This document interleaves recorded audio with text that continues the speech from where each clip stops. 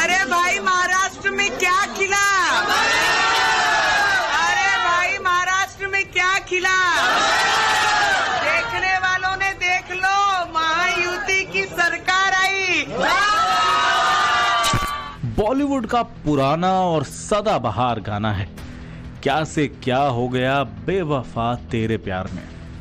महाराष्ट्र चुनाव के नतीजों से ओवैसी ब्रदर्स और उनके सियासी सिपहसालार हक्के बक्के हैं, हैरान है तो उन्हें ये गाना जरूर याद आ रहा होगा। उन्हें समझ नहीं आ रहा कि मजलिस की रैलियों में जो भीड़ उमड़ती थी वो क्या थी। क्या उन्हें पैसों के जोर पर खींच कर लाया गया था? तेरा मेरा रिश्ता क्या वाला मजहबी नारा आखिर क्यों सियासी रंग नहीं दिखा पाया? एक रिश्ता है मेरा तुम्हारे साथ, ला इलाहा इल्लल्लाह, हिम्मत रखती है। महाराष्ट्र में इस बार दोनों भाइयों ने पूरी ताकत झोंक रखी थी और जबरदस्त उम्मीद पाले बैठे थे। सियासी मंचों से खुलकर दावा भी किया इस बार महाराष्ट्र में किंग मेकर AIMIM होगी। लेकिन चुनावी नतीजे आए तो उन्हें सांप सूंघ गया। चुन चुनकर जिन मुस्लिम बहुल सीटों पर ओवैसी ने अपने मुस्लिम उम्मीदवार उतारे थे, उन्हें अपनी बिरादरी ने ही पटखनी दे दी। पूर्व सांसद इम्तियाज जलील औरंगाबाद पूर्व सीट से हार गए। वारिस पठान भिवंडी वेस्ट सीट से 5वें नंबर पर रहे। भायखला में AIMIM के प्रत्याशी फयाज अहमद सिर्फ 5,531 वोट ही पा सके। कोरला से अस्मा शेख हारी, उन्हें 3,945 ही वोट मिले। वर्सोवा से रईस लश्करिया हारे, उन्हें मात्र 2,937 वोट मिले।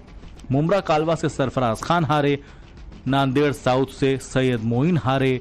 सोलापुर से फारूक मकबूल हारे। कारंजा से मोहम्मद यूसुफ हारे। धुले शहर से फारूक अनवर हारे। औरंगाबाद सेंट्रल से नसरुद्दीन तैकुद्दीन सिद्दीकी हारे। सबसे ज्यादा मुस्लिम आबादी वाले मालेगांव सेंट्रल से ओवैसी के उम्मीदवार मुफ्ती मोहम्मद इस्माइल बड़ी मुश्किल से जीते। उनकी जीत का मार्जिन सिर्फ 162 वोटों का रहा। महाराष्ट्र विधानसभा की ये वो 12 सीटें हैं जहां 40 से 60% मुस्लिम आबादी है और इसी चुनावी गणित को ध्यान में रखकर ओवैसी ने इन सीटों पर बड़ा दांव लगाया था। महाराष्ट्र की सियासत में इस बार किंग मेकर होने का सपना पाला था।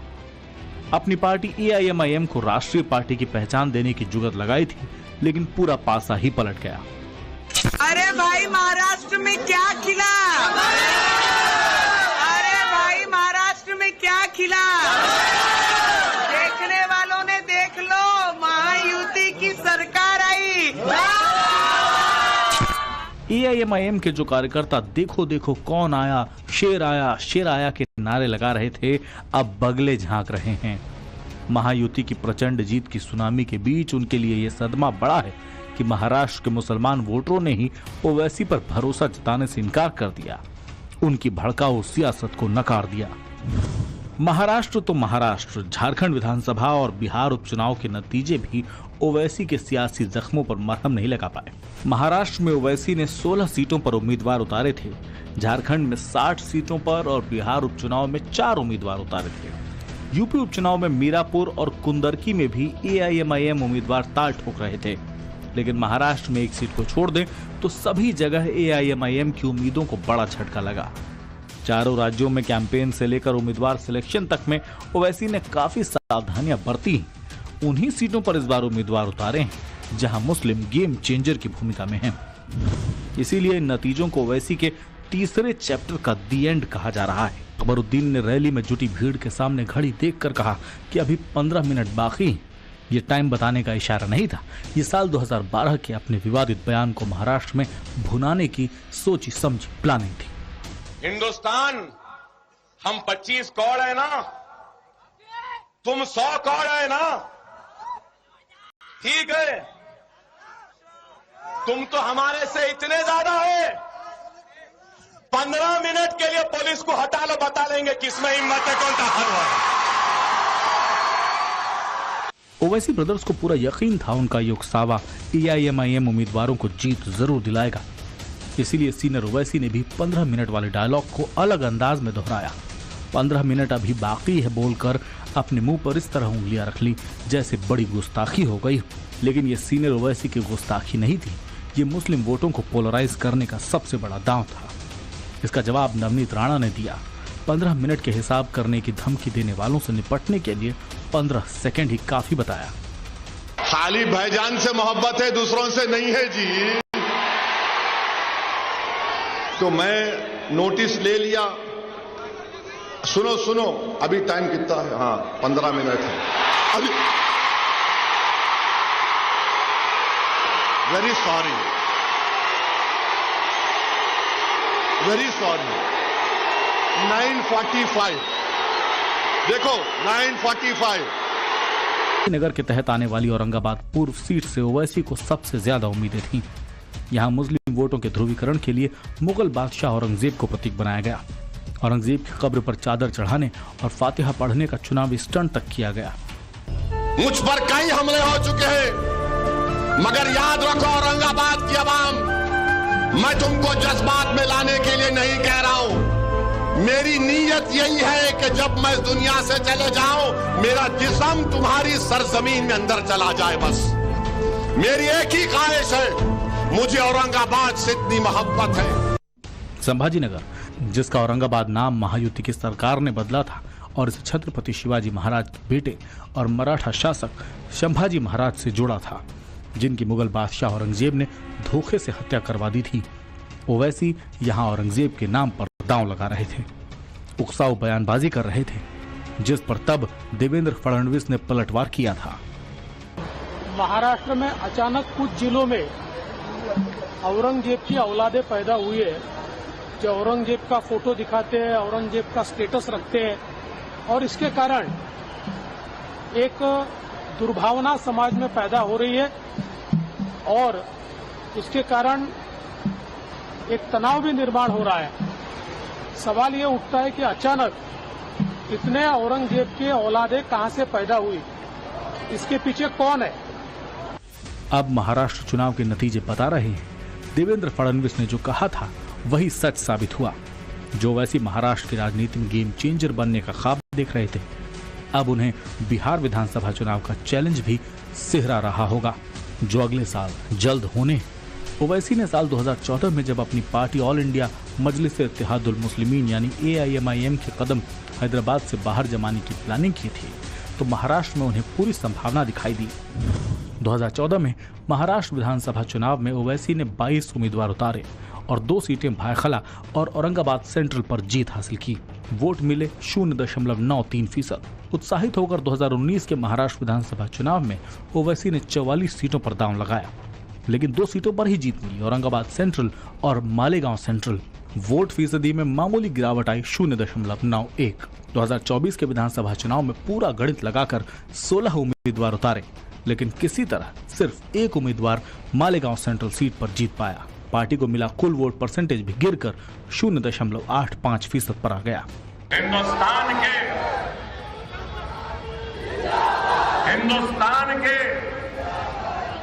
आज के वजीर आजम और गुजरात के कल के चाय वाले इस मुल्क को बांटो नहीं, इस मुल्क को कमजोर न करो। जाहिर है महाराष्ट्र चुनाव में AIMIM के वोट परसेंटेज में आई गिरावट ओवैसी और उनकी भड़काऊ सियासत के लिए खतरे की घंटी। सारे दांव पेच आजमा कर भी ओवैसी मुस्लिम वोटरों को ये भरोसा दिलाने में कामयाब नहीं दिख रहे कि मुस्लिम वोट बैंक के वो सबसे बड़े हितैषी, सबसे बड़े झंडा बरदार हैं। जिस तरह से इस बार महाराष्ट्र चुनाव में बड़े पैमाने पर निर्दलीय मुस्लिम उम्मीदवारों ने ताल ठोकी, उसने इस बात का पहले ही इशारा दे दिया था। ओवैसी और उनके सियासी सिपहसालारों को संभवतः तभी से इसका अंदाजा था। महाराष्ट्र में AIMIM के सबसे बड़े चेहरे इम्तियाज जलील और वारिस पठान ने सार्वजनिक तौर पर जिस तरह आंसू बहाए, अब उसकी वजह साफ तौर से समझ आ रही। इम्तियाज जलील ने अपनी रैली में आंसू बहाते हुए ये कहा कि वे भी इंसान हैं, मतदाताओं की नाराजगी उनसे हो सकती है, लेकिन इसी के साथ मां का जिक्र कर उन्होंने जिस तरह चुनावी मंच पर आंसू बहाए, उसने साफ इशारा दे दिया कि इस बार उन्हें सिंपैथी वोटों की कितनी दरकार है। मैं सियासत भी छोड़ दूंगा, मुझे नहीं चाहिए ये MP, कोई MLA मुझे बनना नहीं है। मैं उसके पैर पकड़कर बस यही दुआ कर रहा था, मैं सिर्फ यही दुआ कर रहा था कि अल्लाह मैं सब कुछ छोड़ दूंगा। शायद मेरा लास्ट इलेक्शन हो, 5 साल बाद मैं रहूं ना रहूं, मुझे पता नहीं है। इसी तरह नफरती बयानबाजी करने वाले AIMIM नेता वारिस पठान का एक वीडियो वोटिंग से ठीक पहले महाराष्ट्र में वायरल हुआ, जिसमें वो रोते हुए नजर आ रहे थे। वारिस पठान महाराष्ट्र की भिवंडी सीट से उम्मीदवार थे। उन्हें महाराष्ट्र में ओवैसी का राइट हैंड कहा जाता है। वारिस पठान इस वीडियो में इमोशनल कार्ड खेलते नजर आए। वीडियो में वो कहते सुनाई दे रहे हैं कि शायद ये उनका आखिरी चुनाव है, भिवंडी की जनता उन्हें जिताएगी। ऐसा कहते हुए उनके आंसू छलक रहे थे। शायद मेरा लास्ट इलेक्शन हो, 5 साल बाद मैं रहूं ना रहूं, मुझे पता नहीं है। मेरा कसूर है बेटा, कसूर है मेरा कि मैं लड़ रहा हूं सबके लिए। मेरा यही गुनाह है ना। और मेरे को आवाज उठाता हूँ रोज सबके लिए, तो क्यों रोकते हो आप? मेरी रैली को कैंसिल करते हो आप? वारिस भाई हिम्मत मत मारो, हम लोग आपके साथ हैं। वारिस भाई परेशान करे प्रशासन से परेशानी। सारे पॉलिटिकल नेता मेरे पीछे लग गए हाथ धो के इसको रोको। तुम रोकना चाहते हो रोक लो, अल्लाह ने मुझे लाया, अल्लाह नहीं रोकेगा, अल्लाह जिताएगा इंशाअल्लाह। भिवंडी की आवाम जिताएगी मुझे। वारिस पठान और इम्तियाज जलील के आंसू बता रहे हैं कि उन्हें अपनी हार का अंदाजा पहले ही हो चुका था। उन्हें इल्म हो चुका था कि महाराष्ट्र में ओवैसी की सियासी राजनीति को बड़ा झटका लगने वाला है। वो समझ चुके थे कि इस बार भड़काने और उकसाने का दांव भी महाराष्ट्र में नहीं चलने वाला, और मुस्लिम वोटरों का बड़ा तबका इसकी हकीकत समझ रहा है। लेकिन ओवैसी इसके उलट अपने भड़काऊ एजेंडे में जुटे रहे। सोलापुर में चुनावी सभा के दौरान पुलिस ने ओवैसी को भड़काऊ भाषण देने से रोकने के लिए नोटिस तक थमा दिया। पुलिस ने ओवैसी को भारतीय दंड संहिता की धारा 168 के तहत चेतावनी दी कि किसी भी तरह के भाषण से किसी समुदाय की भावनाओं को ठेस न पहुंचे। इस पर तेवर दिखाते हुए ओवैसी ने मंच पर पुलिस का नोटिस पढ़ा और मराठी में जारी किए गए नोटिस का मजाक उड़ाते हुए अंग्रेजी में नोटिस देने की मांग की। सीनियर पुलिस इंस्पेक्टर साहब ने सेक्शन 168 BNSS की नोटिस दिए,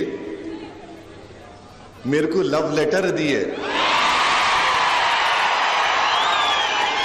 हमारे ससुरे की तरफ से आई नोटिस। दामाद से बहुत मोहब्बत करते ना इन, और हम इनके भाईजान हैं। ससुरे भी उन्होंने है, हम उनके भाईजान भी हैं।